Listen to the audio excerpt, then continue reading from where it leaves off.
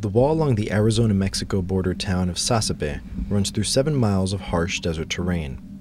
The heavy presence of U.S. Border Patrol deters migrants from crossing illegally near town. But in recent years, the fence has pushed migrants deeper into the desert and often to their deaths. The funneling effect is the response, or what happens by militarizing the border, which is sealing down the urban areas, thereby shifting traffic into more isolated, remote areas. The number one cause of death is hyperthermia, or elevated body temperature, that coupled usually with dehydration. In that heat, one could not possibly carry enough water, or the amount of water one would require to maintain hydration. The vast and arid land claims the lives of more than 200 illegally crossing migrants every year.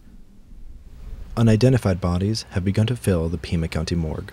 We doubled our space for the hopes of taking us out maybe another 10 years, and we already, because of the border crosser issue, filled up literally within a couple of months, and we had to build a secondary body storage cooler on site here that holds an additional 120 bodies. Quick math, if we're seeing about 200 people, say about 60 of them each year will ultimately be unidentified. In 1998, when I first started working at this office, there was only literally a handful of cases.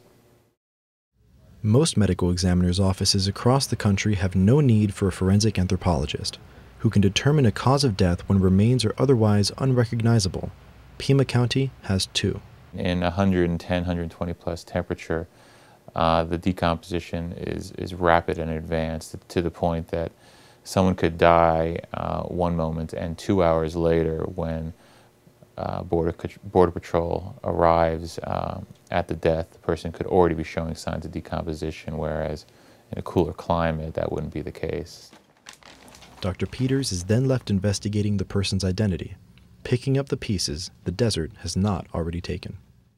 We have birth certificates, Mexican voter identification cards, another Mexican voter identification card, photographs of loved ones. Those who die crossing usually perish of exhaustion while on the 70-mile trek. In the summer, their bodies easily overheat or dehydrate in 100-degree days. The winter's windy 40-degree nights can lower body temperature dangerously below normal. It's not a pleasant way to die. It's not painless. It's an awful way to die, and it's a terrible way to die alone. Catherine Rodriguez oftentimes goes into Mexico to educate incoming migrants of the dangers they face. Many go through Altar, a small city in northern Mexico where the migrants prepare for the trip ahead.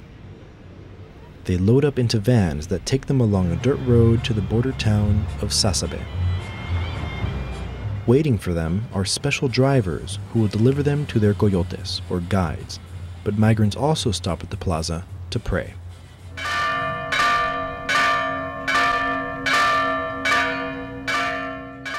Backpacks in hand, they enter Altar's famous church, where they pay their respects before venturing into the Sonora Desert. Priests there even have an oration dedicated solely to the crossing migrant. On this day, Rodriguez speaks to 5 men preparing to cross the following night.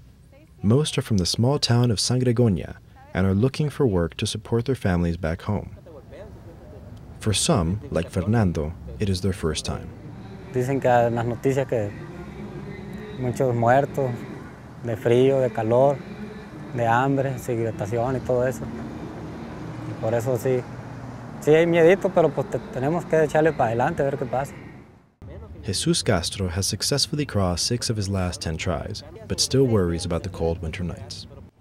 En una ocasión, fíjate, hicimos fuego, porque nos estábamos congelando, frío congelándonos, y hicimos una fogata.